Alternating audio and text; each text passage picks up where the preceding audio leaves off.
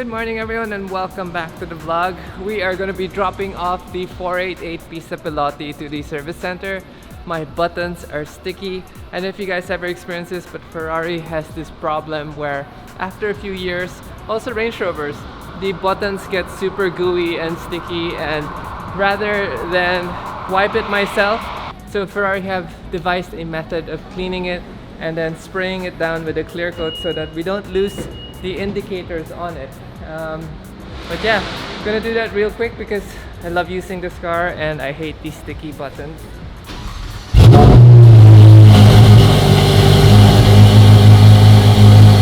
Sticky buttons, so like this is super sticky. This one they've cleaned already, but this one's getting sticky.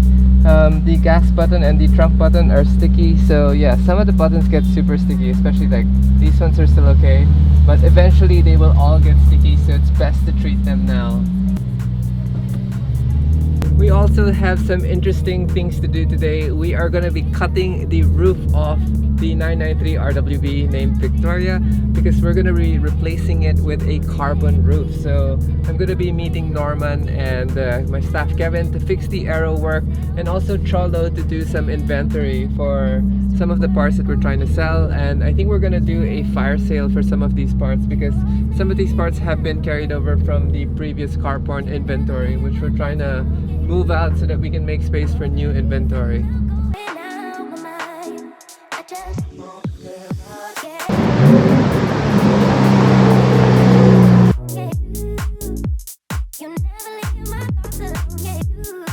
Because the traffic was crazy, we just left the 488 Pista now with Ferrari, and they said it's going to take about 2 days to finish the sticky buttons. After that, we're going to swap it out with the 458 Speciale because we still have some sounds coming from the rear of the Speciale. Now we're heading out to 72 so we can do some roof cutting for RWB Victoria. I don't know how. Facing out or facing straight? Oh, it has to be like that. Straight. That means we need a bigger canard. The canards need to come out too. Yeah. So my problem is I have a catch basin there. There's a pinch. Wanna dance with you all night long. Dive in, babe, you know we can't stop this. Come on and show me what you got. 'Cause I don't care. So we finally made some decisions with the aero of Vicky. We got on a call with Jed and he actually fixed some of the design elements that we were planning to do and basically gave us the basic theory of what the aerodynamics should do and what it shouldn't do. Also, Norman is installing the carbon roof.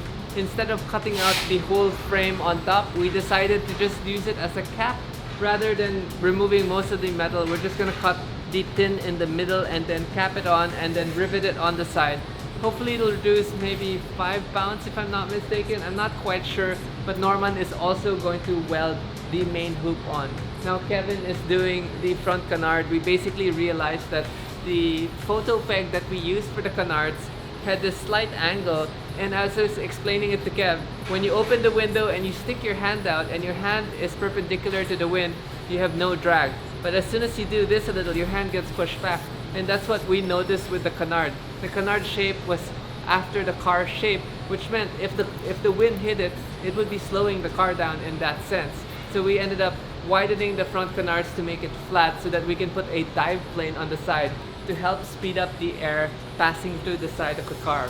So the side skirts we noticed is actually angled up a little, and as I explained this also to Kev in trying to simplify aerodynamics, if I'm holding a garden hose and I pinch the garden hose off center, one side is going to droop water because it's the bigger spout, and the other side is going to spray the water in a high pressure side. So that's the same theory with the side skirt. Because it's drooping up, we have a very uneven airflow. So we're actually going to increase the length of the side skirt of the RWB so that we can flatten the dive plane, and then again in hopes to basically guide the air and speed it out as fast as possible.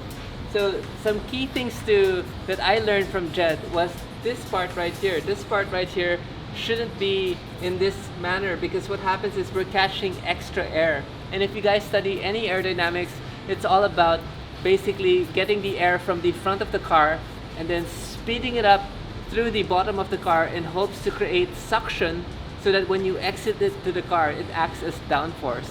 So that's why a lot of the supercars that don't have any active aero rely heavily on diffusers and aerodynamics underneath the car to help suck the car to the ground. So it's a very interesting principle, and I was actually watching a lot of fan car videos last night. Fan cars were invented by like Gordon Murray, which you can see in the T50 and the T33 now. But his older prototype designs had a fan in the back which basically sucked the car onto the road, which meant that the sides and the rear of the car were super close to the ground because that's what they were using to create the vacuum effect, so that any air rammed in front basically helped keep the car glued down. So a lot of learning and a lot of technical jargon, I know, but it's super exciting stuff because we're going to try to make Vicky as functional as possible. Also hoping to keep some aesthetic design to it still, but hopefully we're gonna break some records with this car and do some time attacks and maybe clock. I'm guesstimating last time I ran Vicky in Clark, I was clocking like a 207. So hoping with better tires and all this aerodynamics and a working motor now, because last time we almost burned the car. You can check out the video somewhere here.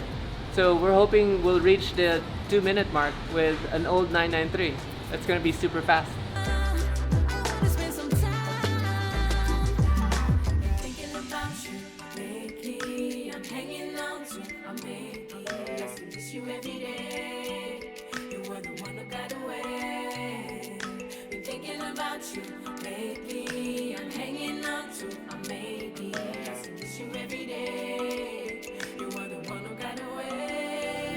Take it slow.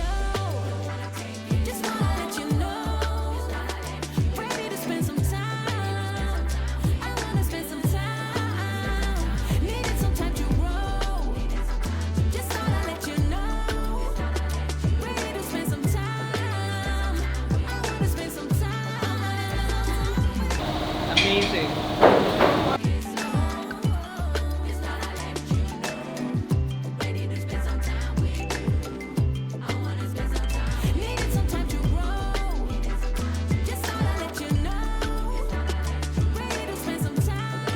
Norman is now gonna weld our main hoop in just for some rigidity, so he's gonna do weld on that.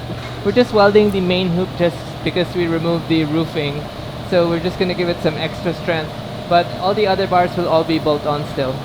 Sadly, we're gonna have to leave the RWB already so that we can shuffle some cars.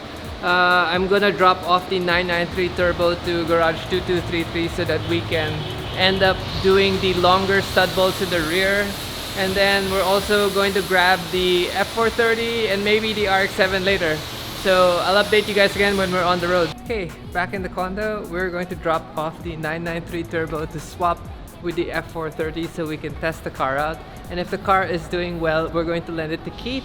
And it is Keith's birthday also today, but this vlog is probably going to be late, but happy birthday, Keith. So Alfreda's going to be changing the rear stud bolts of the 993 turbo. So we're gonna put longer rear stud bolts so that we can get a 10-inch spacer for the rear, because that was the spec that Nakai mentioned when we were chatting with him. So we're also gonna check on the engine of RWB Noah, and then obviously swap out with the F430, come back home, and then maybe get the FD RX-7 also, since we have an extra parking slot. Although we might get the Defender first, because I might have to go to Classic Speed tomorrow. Okay, gonna leave this first. Gonna grab the Defender, and then we're gonna come back for another car. Thank you.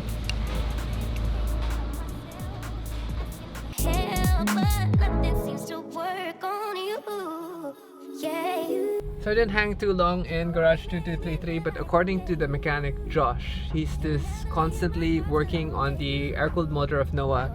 He thinks by next week he's going to be able to mount the engine on already.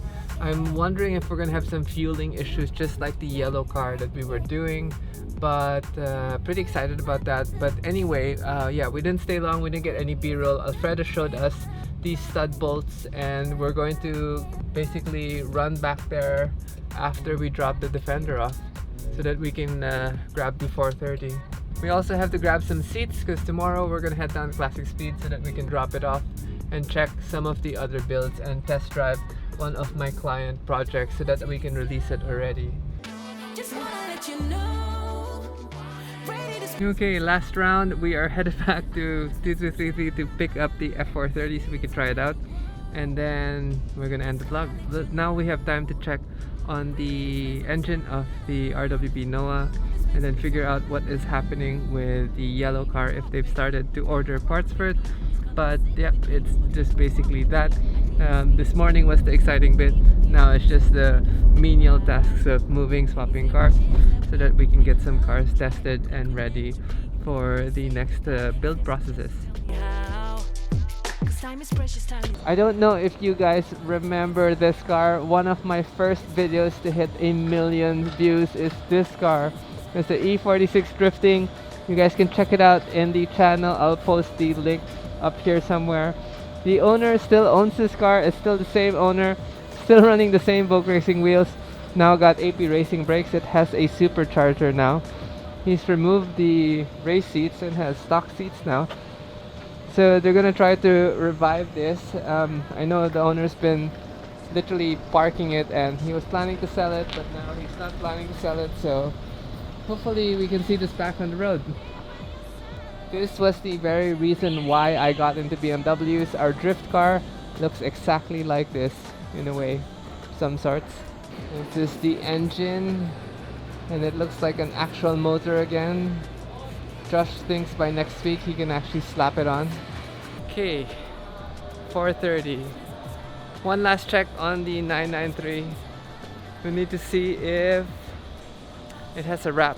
So in a few days we are going to be cutting out the 993 turbo so that I can convert it into a 993 turbo RWB. Super excited for this one. Anyway, let's get out of here. Last car. I'm gonna change the suction cups. I bought some new suction cups for this.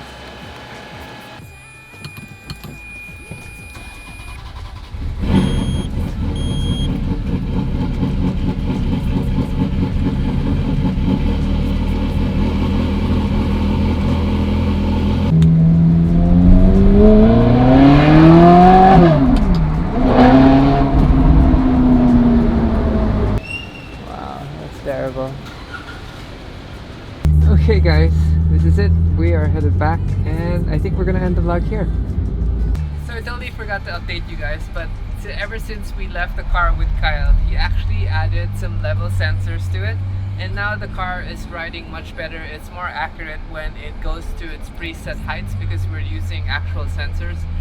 So the problem with the sleeve bags that he used before, every time we tried to get the leveled height, we wouldn't accurately hit it every single time. So with the level sensors, the car rides much better and it accurately hits the desired height that we want all the time, consistently. So pretty cool and super happy with the ride, although I wish he told me that the car had no more gas. I am on level 2. I don't know how low this thing is, and we're basically creeping it into the garage. The rear is still a little high for my taste, but for now we're going to live with this system. I'm going to remove the roof box so that I can study fixing the roof cups. And then after that, yeah, I guess this is the end. I'll see you guys again in the next video.